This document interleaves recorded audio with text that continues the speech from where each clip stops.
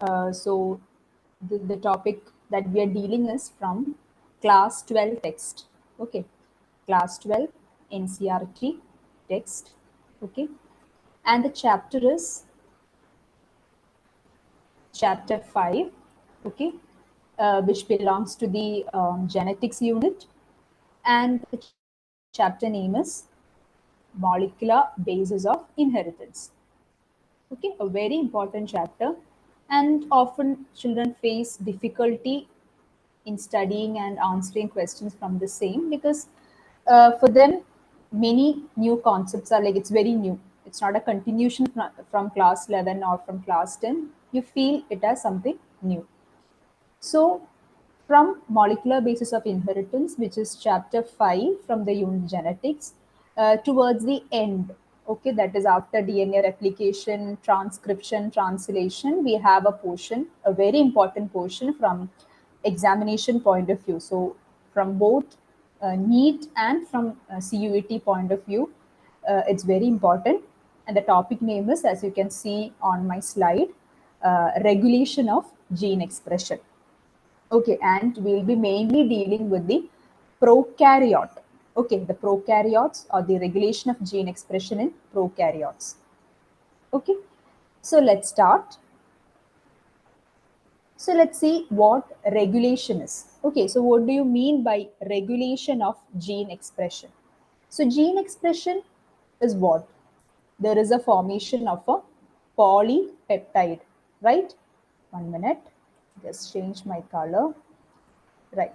So we have a when we say that there is a gene expression, there is a formation of a polypeptide happening. That is what we mean by gene expression, right? So this expression or this formation of a polypeptide can be regulated at several levels. Okay, so you know that polypeptide is not formed directly. Okay, it undergoes different processes, right?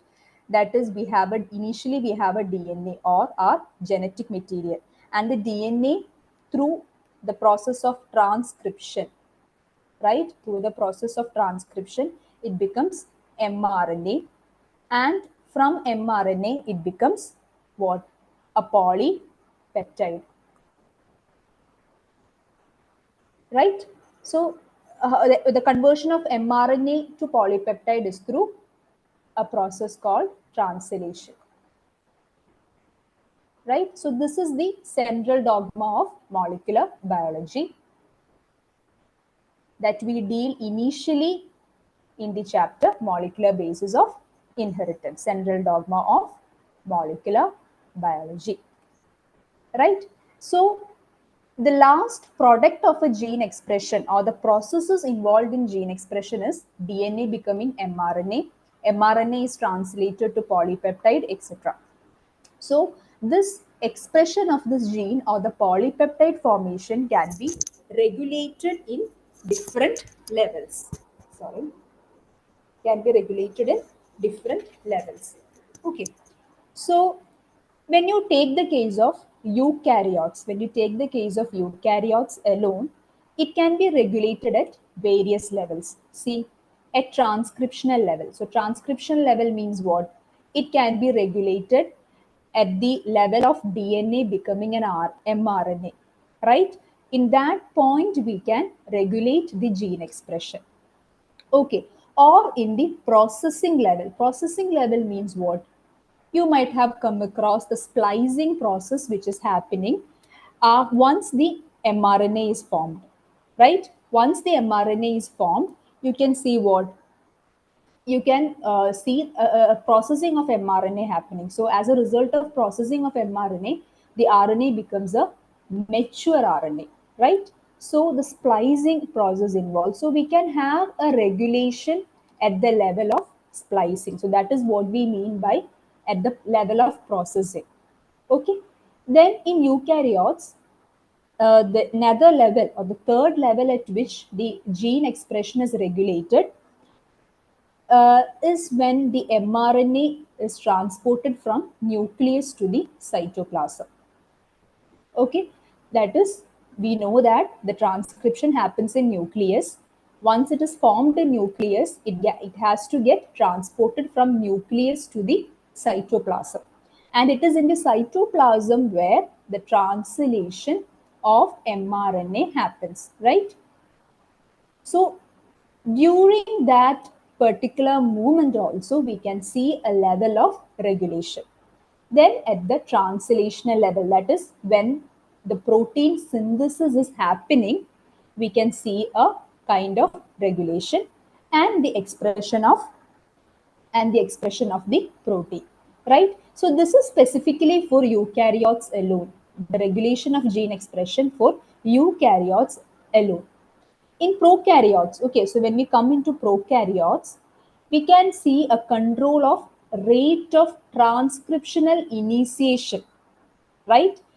For transcription to happen, the first step is initiation. Then what? Elongation, then termination. So like that, we have 3 steps, right?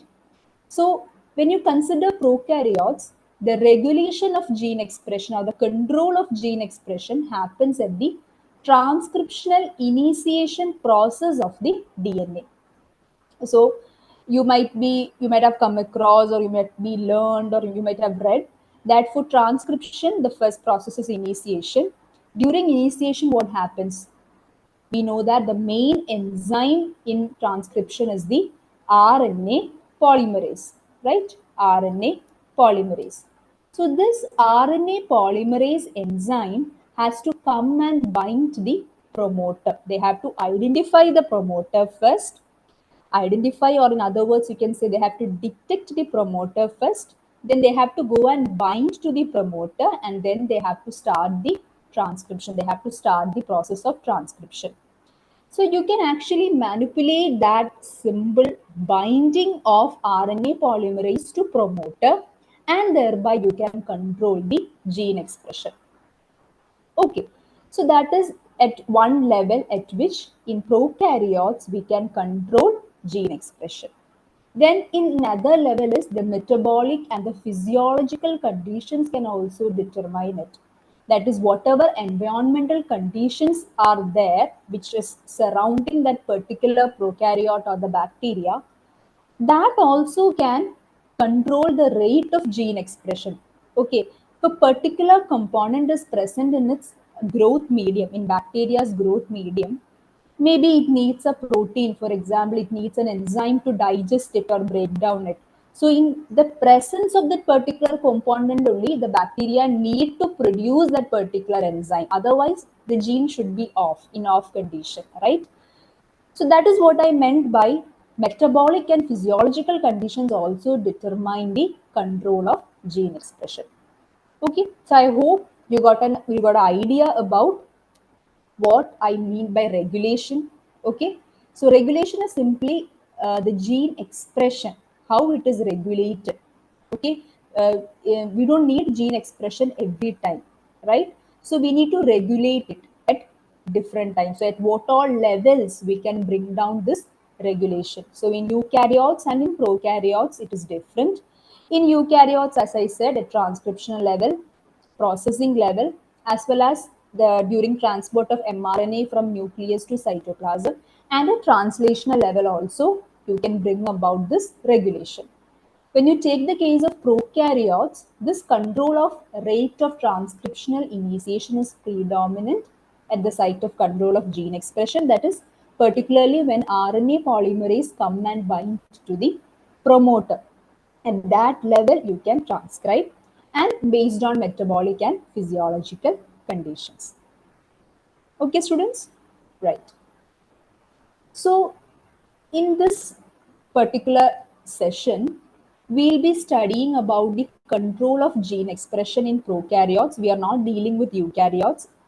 You will be dealing it in higher classes. But here, in our level, from our examination point of view, we need to study about the gene expression or the regulation of gene expression in prokaryotes, especially in E. coli. And in E. coli, we are dealing with the synthesis of the enzyme beta galactosidase. Very important. Okay, enzyme beta galactosidase. When and where beta galactosidase is synthesized in E. coli. Okay, So when you talk about or when you understand the function of this enzyme, okay, beta galactosidase is an enzyme which is used to catalyze the hydrolysis of a disaccharide, okay, a disaccharide which is lactose. Okay, so lactose is a disaccharide. It is made up of galactose and glucose. Okay, so we use this enzyme beta galactosidase to break lactose into galactose and glucose. And bacteria use them as the source of energy. What they use lactose as a source of energy for breaking down lactose into glucose and galactose. So from these components or from these compounds, they obtain the energy. Okay, so when there is no lactose around the bacteria, they do not require the synthesis of the enzyme beta galactosidase. That is the point. So if lactose is present only, they need this enzyme beta galactosidase to hydrolyze this lactose into galactose and glucose. But if there is no lactose around them, okay, there is no need for this enzyme to be produced, or we need to control the expression of that particular protein, or the protein that we are talking here is the enzyme beta galactosidase, right? So we need to regulate it. So we'll see how we will regulate this gene for beta galactosidase, in the presence of lactose as well as in the absence of lactose. Clear? Let's go into the next slide. Right. So in prokaryotes, we told that when you control the gene expression, the control happens at which particular process? At the transcriptional initiation. Okay, transcriptional initiation, we can see the control. So if we need to understand more about how they control at the transcriptional initiation stage of the transcription process, we need to get an idea about the transcription unit, what a transcription unit is. So in a transcription unit, we know that we have a promoter, then we have the gene that need to be transcribed, and we have a terminator, right? So these are the transcriptional, these are the components of a transcription unit. So when you take DNA, okay, let's see. So this is the part of gene. It has a promoter unit. I'm representing it as P. Then it has a genes that needs to be transcribed. Okay. Then it has a terminator. Right. So these are the components of a transcriptional unit. So this we'll be learning more when we take the class on transcription. Okay. So the activity of RNA polymerase, that is the RNA polymerase is the main enzyme involved in what? Involved in transcription. So this RNA polymerase should come and bind to where? To promoter. Okay, and the binding or the activity of this RNA polymerase at a given promoter is regulated by what? Interaction with accessory proteins. Okay, we have a lot of accessory proteins. Okay, with the help of these accessory proteins only, RNA polymerase will be able to recognize the start site or the promoter site. Okay, I told initially, right? RNA polymerase alone cannot go and detect the promoter and start the transcription. For that, it needs some factors or accessory proteins. Okay, so these accessory proteins can be, we can call them as regulatory proteins. Okay, we can call them as regulatory proteins, and they can act as an activator. That is, they can take up the role as a role of an activator or a role of a repressor. That is, they can regulate the gene expression positively and negatively. So positively in the sense they can act as an activator, and negatively they can act as a repressor. Okay, so the accessibility of the promoter regions of the prokaryotic DNA is regulated by the interaction of these proteins. Okay, these regulatory proteins with sequences termed operators. So basically the regulation or the accessibility, that is, for a gene expression to happen, RNA polymerase should go and bind to the promoter region, or the RNA polymerase should get an access to the promoter region of the DNA. Okay, so it should not be hindered in any way. But what happens here is we told about the regulatory proteins, right? So the regulatory proteins, through their interaction with one of the sequences of DNA called operators, we can actually manipulate this accessibility of the RNA polymerase to the promoter region. Okay, so when we talk about this operator, the operator region is adjacent to the promoter element in most operons, and in most cases, the sequences of the operator bind a repressor protein, right? So we learn about, okay, before going into that point, I'll just show you the structure of a operon. So this is the structure of an operon. Okay, so this is the IG, okay, or the regulatory gene. So before regulatory gene, we have a promoter for this regulatory gene. So it comes like this. Okay, so it has a promoter for the regulatory gene I. Then it has a promoter region. This is the operator region. Okay, promoter region, operator region. Then we have the structural genes.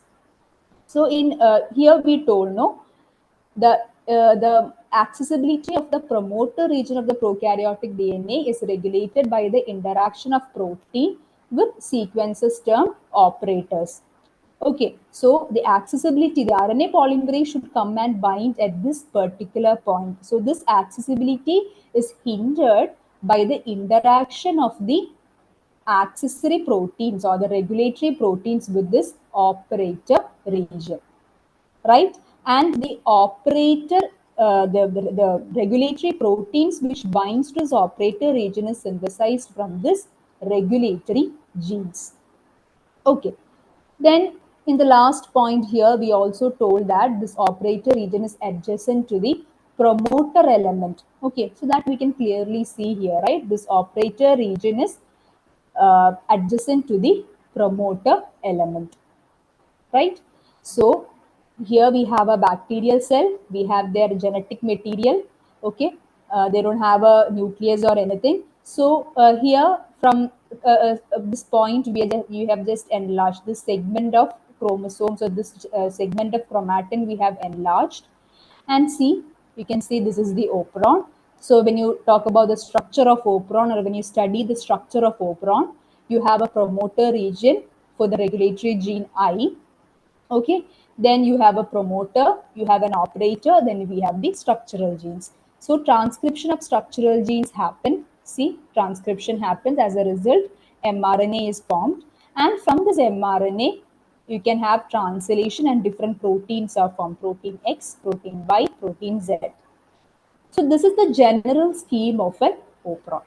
Okay, so now we'll go on to lac operon. So this is just a general scheme of the operon, and the lac operon also has the same scheme. So let's understand. So let's go into lac operon, right? What lac operon is? So the operon which is involved in the synthesis of the enzyme beta galactosidase is lac operon. So we told, no, in presence of lactose we need beta galactosidase, and in the absence of lactose we don't need beta galactosidase. So we need to control the gene expression, and that control happens from this lac operon, right? So this lac operon is involved in the synthesis of beta galactosidase.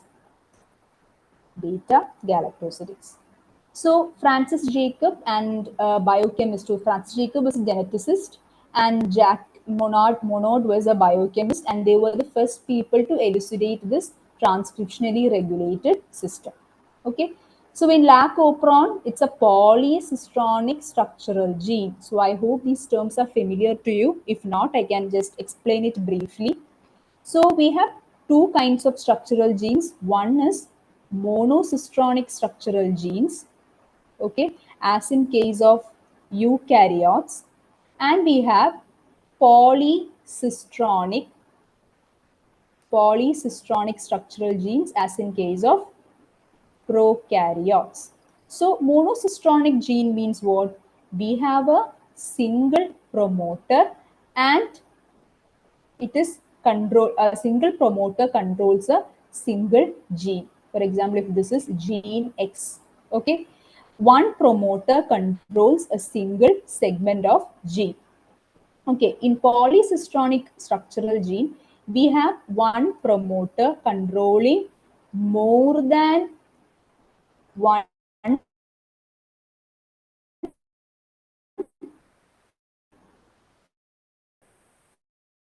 genes. For example, X, Y, more than one structural genes, as in case of polycistronic mRNA.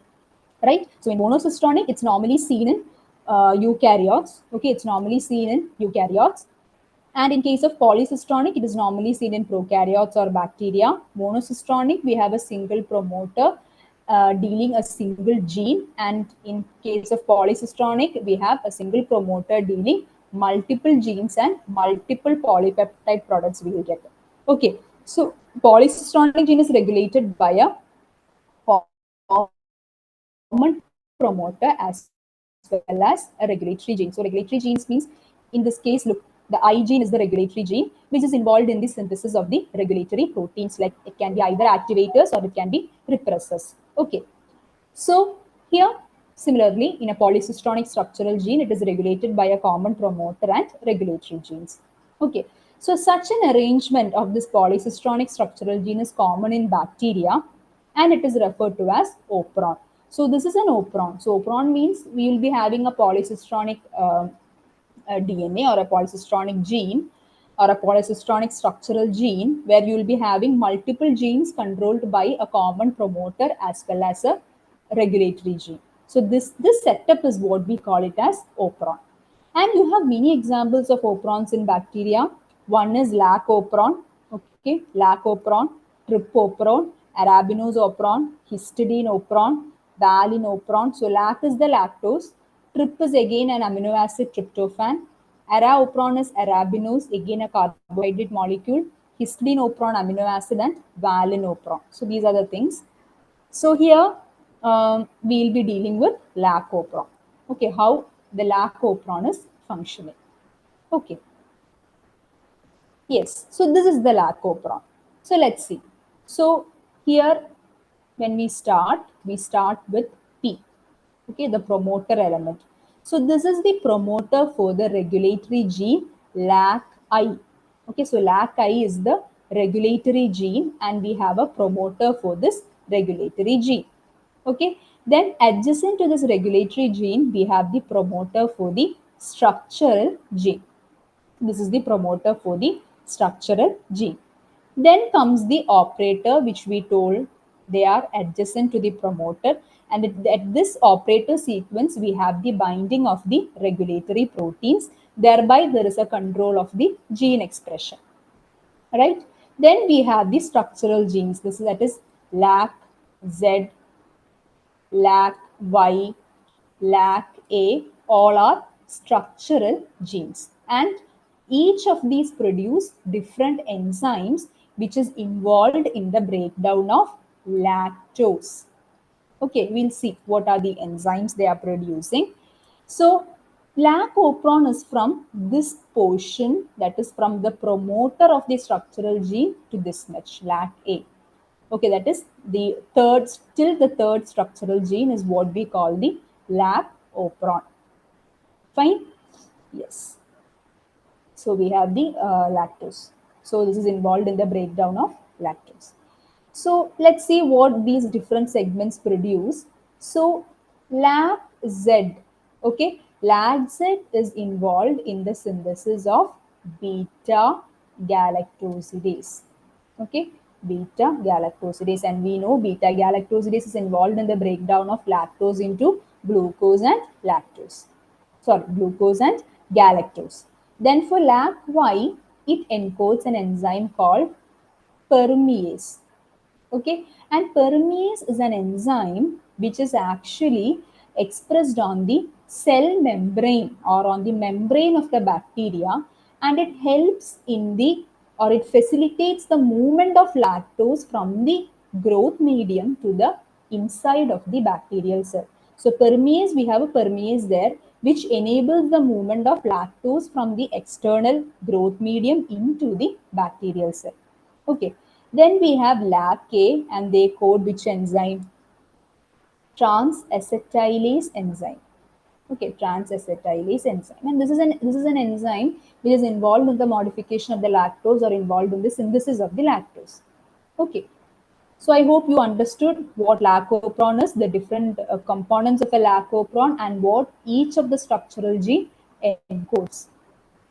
Clear? Okay. So I have just written all what I discussed earlier in points. So let's just go, just revise each of these points. So first point is lacopron consists of one regulatory gene and three structural genes.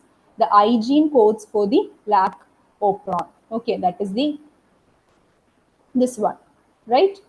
This one, this particular portion, they encodes what? The regulatory gene. Z gene codes for beta galactosidase, which is primarily responsible for the hydrolysis of disaccharide lactose into monomeric units as galactose and glucose. Then we have a Y gene which codes for permease, which increases the permeability of the um, lactose into the cell. Then we have the A gene. Okay, we have the A gene which codes for trans-acetylase. And the important thing is all these three gene product, that is Z, Y, A, all these gene product is important for the metabolism of lactose. Is it clear? Right. So lactose, as we said, it's a substrate for the enzyme beta galactosidase. Okay, and it requires switching on and off of the operon. So when you look onto the function of lactose, lactose is actually the substrate for the enzyme beta galactosidase, right? And it also regulates what? Switching on and off of the operon. Okay, so if operon need to be on, or the gene should be in on condition, okay, we need the presence of lactose. Okay, and if it should be in off condition, okay, off condition also, we need what? No, we don't need, there is no lactose. Okay, if lactose is not there, or for example, in the growth medium, only glucose is present. Okay, that time also the operon will be in off condition. Okay, so we can call lactose as an inducer because lactose can regulate the switching on and off of the operon. It can actually switch on the operon. So we can call lactose as a inducer. Okay, so in the absence of a preferred carbon source such as glucose, if lactose provided to the growth medium, lactose is transported into the cells through the action of permease. So basically, if you see the case of bacteria, they actually like glucose. Okay, that is, they take glucose as their carbon source. That is their preference. Okay, but unfortunately, if glucose is not present in their growth medium, they need to live, right? So whatever present in their growth medium, they need to take. So if instead of glucose, if they have lactose, the lacopron will be on. Okay, the lacopron will be active, and what happens? It produces enzymes like beta galactosidase, permease, trans-acetylase, and this permease is used for the to transport the lactose from outside into the cell, and beta galactosidase enzyme is used for the breakdown of the glucose, right? So the preferred source or what they prefer is glucose, but if glucose is not present and if lactose is present, the lacopron will be in off condition, and as a result what they will be able to do, they'll be able to break down the lactose into glucose and galactose, and they'll use that. Okay, for example, if lactose is not present and if glucose is only present, that means lactose is not there, right? So the operon will be in off condition. Okay, so I hope that's clear, right? So if that is it, this is how the on and off of the lacopron happens. So here we are seeing two conditions. So one is in the absence of inducer. So in absence of inducer means there is no lactose. Okay, lactose is not present. In the absence of inducer means lactose is not present. Okay, lactose is absent. So what is really happening? Okay, that is by default what is happening. So this is our lac operon, right? So from I gene, we have a repressor mRNA coming in. Okay, from I gene, we have the repressor mRNA coming in. Okay, then from repressor mRNA, a repressor protein is produced. And this repressor protein goes and binds to the operator region. Okay, so this is actually a negative regulation of lac operon that is happening. So in a normal condition, in the absence of inducer, the I gene produces a repressor mRNA and the repressor mRNA code for a repressor protein and the repressor protein goes and binds to the operator region.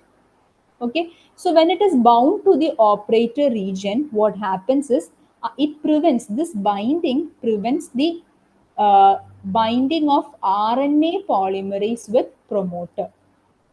Okay, it prevents RNA polymerase interacting with the promoter and thereby transcribing the gene. So this interaction is prevented by the binding of repressor to the operator region.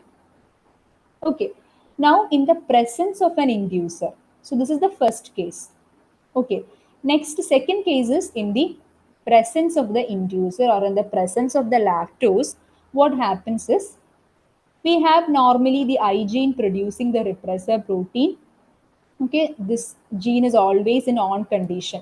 Okay, always we have this repressor mRNA being produced. Okay, such an expression, that is, it is not controlled, it is not regulated in any way. What the expression of this regulatory protein. So such an expression we can call as constitutive expression. Constitutive expression, constitutive expression of gene, or we can also call them as housekeeping genes.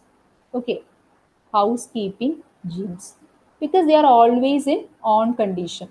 Okay, so we can see a constitutive expression of the genes, or housekeeping genes means it is actually needed. Okay, it's needed every time, so it will be every time in on condition. So let's come back to our topic, that is in presence of inducer. So in presence of inducer, we have this the repressor mRNA being produced and the repressor is produced and we have the inducer. So what is the inducer here? What is the inducer here? Inducer is lactose. Okay, so lactose is the inducer. So this inducer goes and binds to the repressor and an inducer repressor complex is formed, making the repressor inactive. So when you have the lactose bound to the repressor, it makes the repressor inactive. The inactive repressor is unable to bind to the operator. Okay, it is unable to bind to the operator. Thereby, there is no prevention of RNA polymerase from transcribing the operon. So, the RNA polymerase is free, or the interaction of RNA polymerase with promoter is actually happening here. Okay, and the transcription is also happening. Okay, as a result of transcription, a lac mRNA is formed, and from lac mRNA, you can see beta galactosidase, permease, and transacetylase formed as a result of translation. So here lactose is present. So lactose itself makes the repressor inactive, and you can see the transcription of these enzymes which is needed for the catabolism of lactose. Catabolism of lactose. Is it clear? Okay, so I hope the regulation is clear for you. This is how the lac operon works in presence of lactose as well as in the absence of lactose. Okay, so with this, we have completed that area of gene expression from the chapter Molecular Basis of Inheritance, class 12. So I'll just revise it.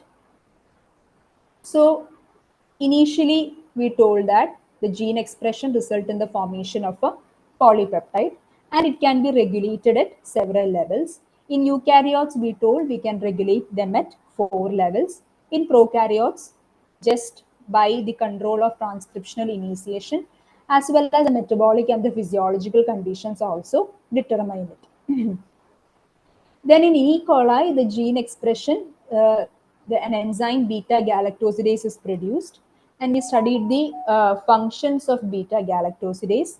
Okay, that is, it's a disaccharide which converts. That is, a disaccharide is converted into lactose and galactose in presence of beta galactosidase. If there is no lactose around them, they do not require the synthesis of this enzyme. So based on these facts is how the lac operon is being worked out. Okay. Now, in prokaryotes, this control of transcriptional initiation happens predominantly uh, at the site for control of gene expression. Okay, so in transcriptional unit, you have a promoter, okay, then you have the structural genes and the terminator. So the the the everything, that is, the control of gene expression happens by the interaction of the accessory proteins, thereby affecting the activity of RNA polymerase. And we studied that the regulatory proteins can be both positively regulated, can be an activator as well as a repressor. So these accessory proteins or these regulatory proteins can go and bind to the operator, and the operator is adjacent to the promoter. So this is the general schematic diagram of an operon. Then you have a lac operon. So lac operon, especially in E. coli bacteria we are studying, and who were the first person to elucidate this? Francis Jacob and Jacques Monod. It's a polycystonic structural gene, and it is regulated by a common promoter as well as regulatory genes. And this arrangement is very common in bacteria. Okay, you can see this polycystonic arrangement is very common in bacteria, and we refer them as operon. We have different examples of operon. Among them, we are studying about lac operon.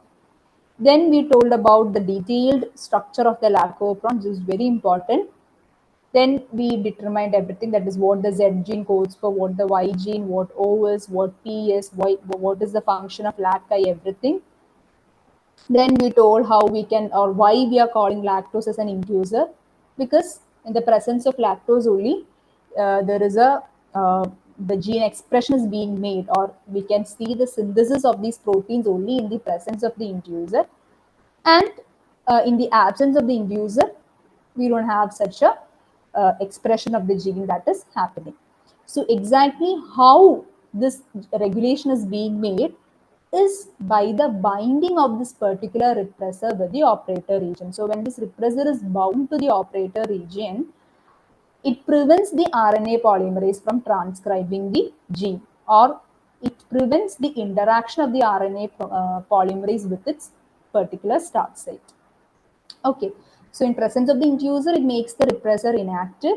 Thereby, RNA polymerase can easily come and bind to the promoter, and they can transcribe the operon. Clear? So I hope the concept is very clear to you. It is very important from the point of NEET, CUET, as well as for your CBSE boards.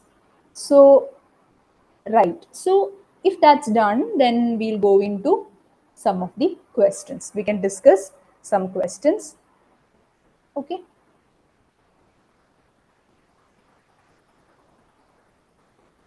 Right.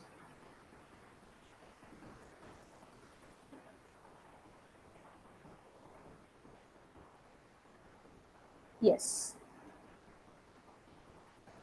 So this is the first question. Okay. In eukaryotes, the regulation of gene expression can be possible at transcriptional level, regulation of splicing, transport of mRNA from nucleus to the cytoplasm, translational level. So we are asked to choose the correct answer from the options given below.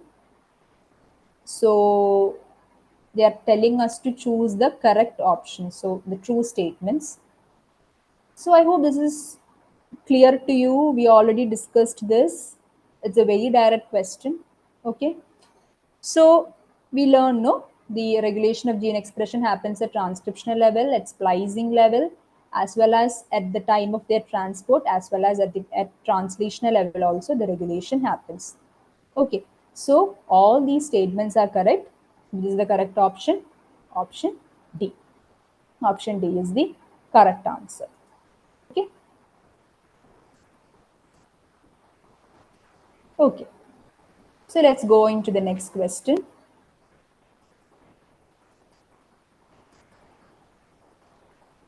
Okay.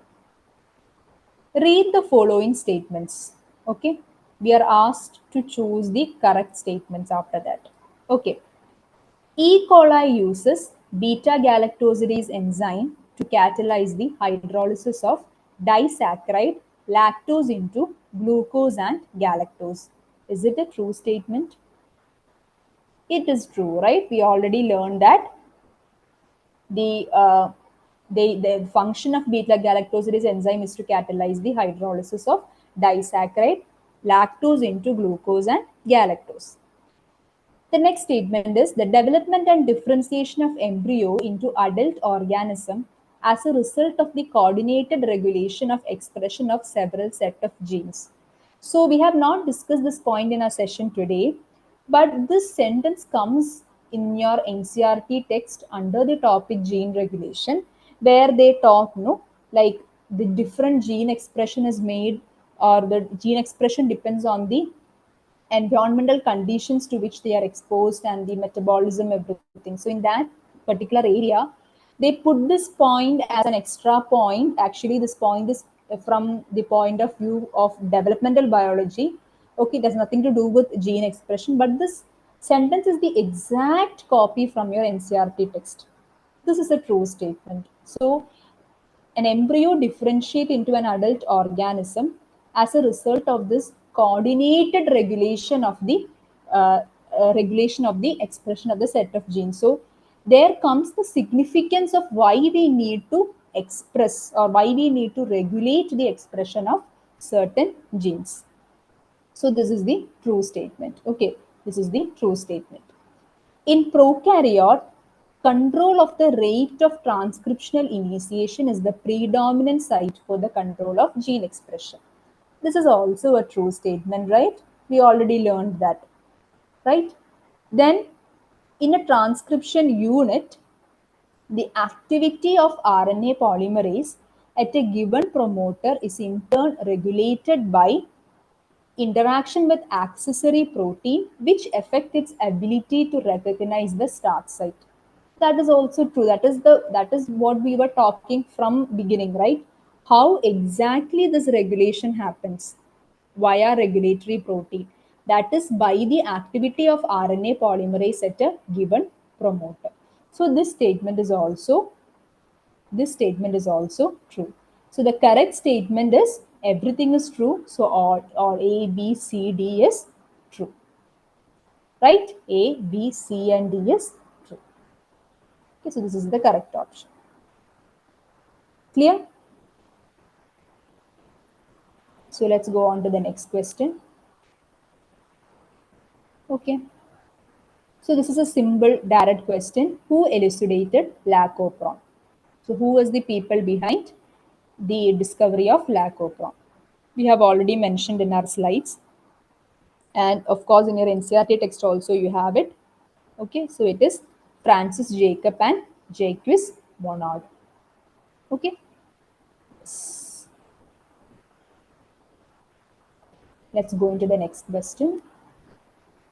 Which one is regulated by a common promoter and regulatory genes in Operon?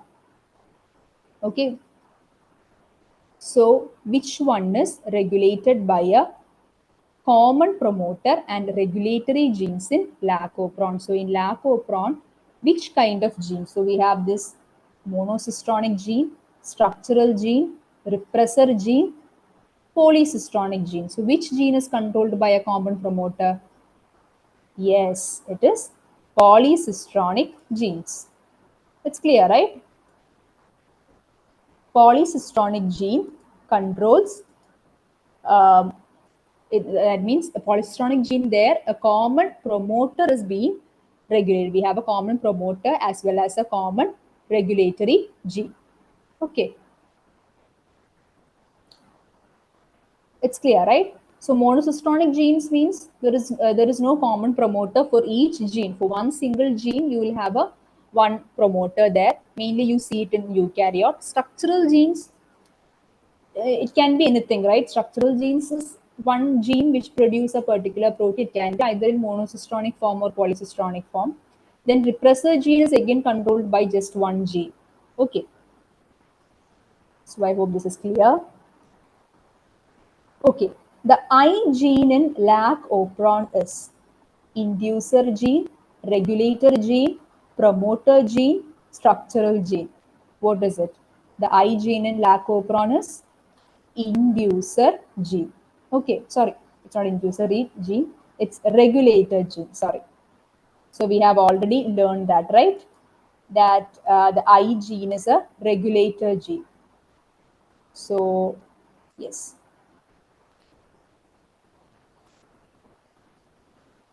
So here we studied, right? So this lac I is the regulatory gene. Okay.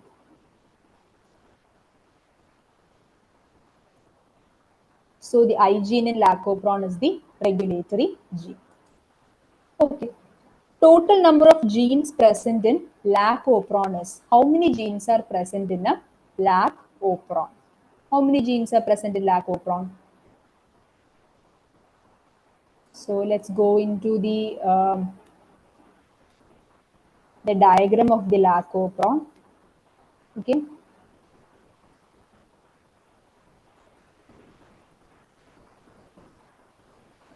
How many genes do we have? So lacopron means we have a lac I gene coming in. Okay, one. So this is the first gene coming in. Then we have the operator gene coming in. Okay, sorry, the promoter gene coming in. Then we have the operator gene coming in.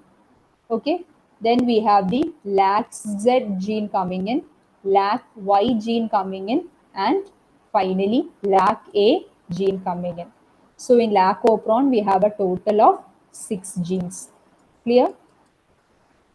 So the answer for this question is the total number of genes present in lacopron is 6 genes. Okay, 6 genes. Is it clear? Okay, we have a total of 6 genes. Next is the match the following. You just need to match the genes with what all they code. So Z, we know that it codes for beta galactosidase, right? So that is the third one. So I'm just writing it. This is how you have to answer when you get a match the following question. Adjacent to the Z gene, just mark the number. Okay, third one. Then I gene. Okay, I gene, what does it do? It codes for the repressor protein or the regulatory gene. So just adjacent to that, mark the I gene's number. A gene, it codes for trans-acetylase. So that is all, that also I am marking. Then Y gene, it codes for permease. So just identify this pattern from the option. Z3, that is A3B1. A3B1. Okay, C4 and D2, just one option. So option C is the correct answer. Clear? Is it clear? Okay. So in lacopron, next question, in lacopron, the lactose is the substrate for the enzyme beta galactosidase, regulates switching on and off of the operon. It acts as an inducer. All A, B, C are correct. What will be the answer? So we have 3 status. We can give 3 status for this lactose or 3 names for these lactose. Okay. One is it's a substrate, right? On which the enzyme beta galactosidase work. Then it can also be called as a regulator, not literally as a regulator.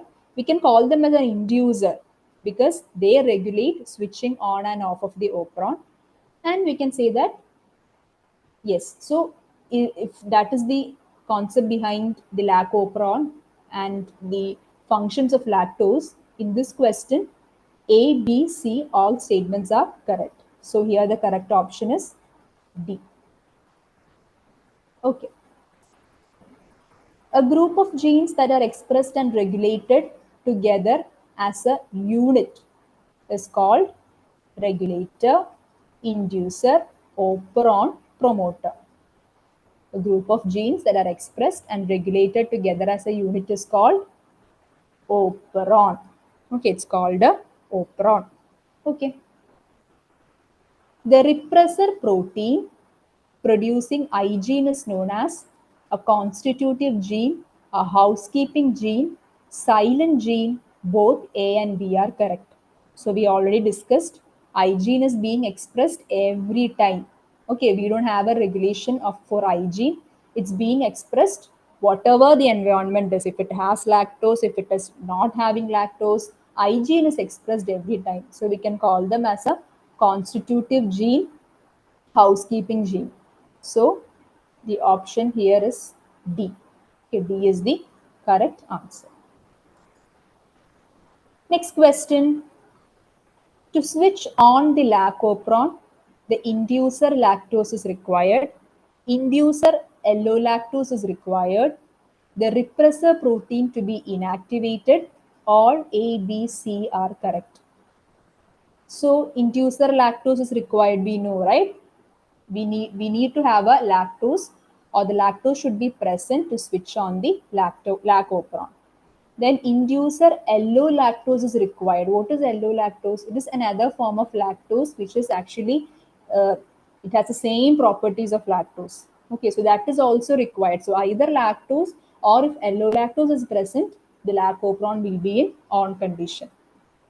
Then the repressor protein need to be inactivated. That is, if the lactose is present, then automatically the repressor protein will be inactivated and the whole operon will be in off condition. So all A, B, C are correct. Okay, A, B, C are correct.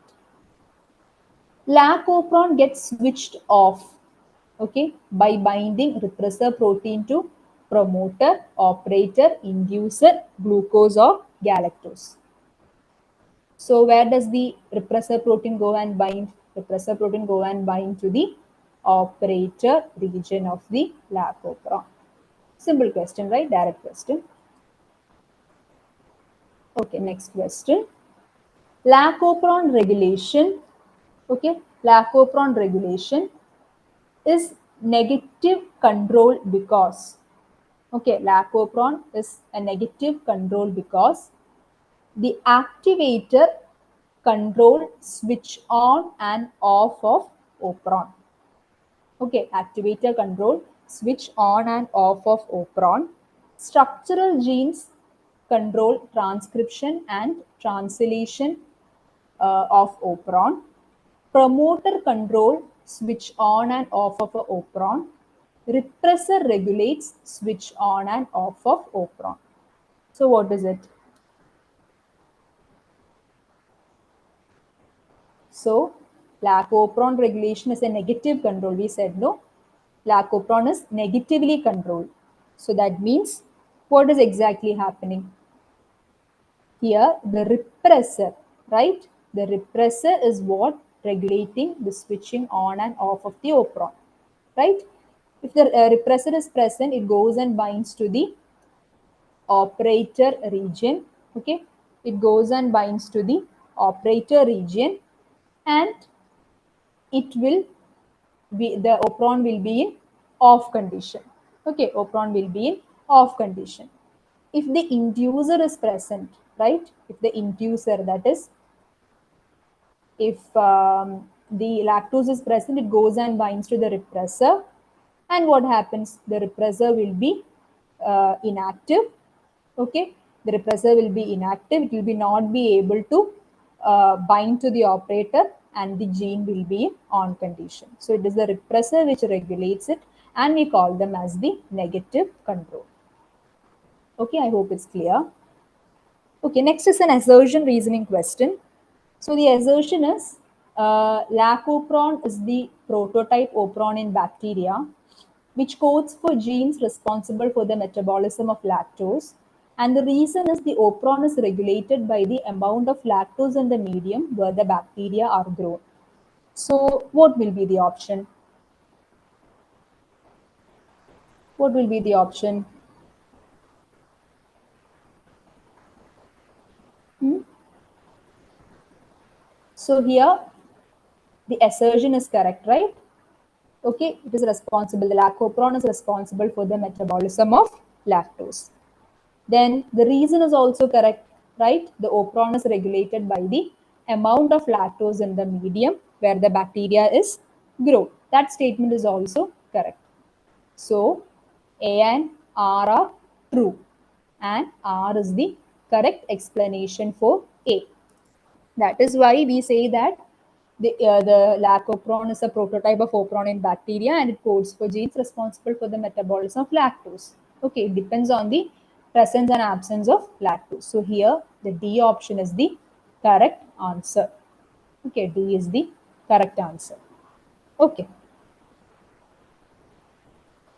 15th question, next question. The operon consists of, okay, operon consists of 4 structural genes and 1 regulatory genes, 3 structural genes and 2 promoter genes, 1 regulator gene and 3 structural genes, 2 promoter, operator and regulator genes and 1 structural genes. So we already know that Lacoperon consists of 3 structural genes. So we have the option over here, 3 structural genes and they contain 2 promoter genes. Okay, they also contain 2 promoter genes. Okay, so we have already studied the structure of Lacoperon. So we already know that. So the structural gene means ZYA, right? Let's go into the next question. Yeah. Identify the correct statement about Lacoperon. So we have to identify the correct statement. Galactose or glucose binds to the repressor and inactivate it. Is it a correct statement? No, it's a false statement, right? What goes and inactivate the repressor? Lactose goes and binds to the repressor and inactivate it. The Y gene codes for trans-acetylase enzyme. Wrong, right? Which gene codes for trans-acetyl enzyme? It is not Y gene, but it is A gene. So this is also a false statement. It has a specific operator and a specific repressor. That is also correct. It has a specific operator and a specific repressor. In the absence of lactose, the repressor binds to the operator gene and Lacoperon turn to switch off. That is also a true statement. So here we have true statement as C and D. So option D is the correct answer, C and D. Okay. Yes. So I think this is the final question. So given below are two statements. Statement one is lactose is the substrate for the enzyme beta galactosidase and it regulates switching on and off of the operon. Okay. So we are asked to choose the appropriate answer, that is again correct or incorrect statement. So this is actually a correct statement, right? So lactose is a substrate, or we can call them as an inducer, which regulates switching on and off of the operon. So this is a true statement. And statement 2, the repressor protein binds to the operator region of the operon and prevents RNA polymerase from transcribing the operon. The reason of the regulation, or why the transcription is not happening in if the repressor is not bound to the operator or not. So this is also a true statement. So here the option is statement 1 and statement 2 are correct. Understood? Okay. So I hope the session was useful to you. We have discussed almost 17 questions from this area, from the area gene regulation. The concept is very clear. You can very easily answer the questions. Okay. So I hope this session was useful to you regarding this gene expression, right? Okay, if that's it, thank you so much, students. See you in the next session. Thank you.